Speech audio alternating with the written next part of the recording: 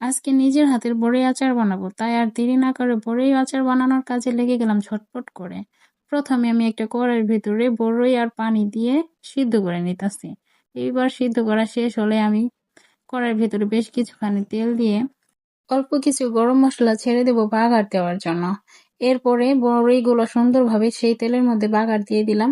বাগার দেওয়া শেষে এবার নাড়াচাড়া করে নিব ভালো করে, সুন্দরভাবে যেন এই নাড়াচাড়াটা হয়। টক ঝাল মিষ্টি করার জন্য দিয়ে দিব বেশ কিছুখানি পরিমাণ মতো চিনি। মানে বড়ই যেরকম সেরকম অনুযায়ী চিনি দিতে হবে। এবার একটু নাড়াচাড়া করে নিলাম ভালোভাবে যাতে নিচে না ধরে যায়। পরিমাণ মতো দিয়ে দিলাম লবণ। আমার আচারটা প্রায় হওয়া হওয়া ভাব। এই তো এরপরে দিয়ে দিব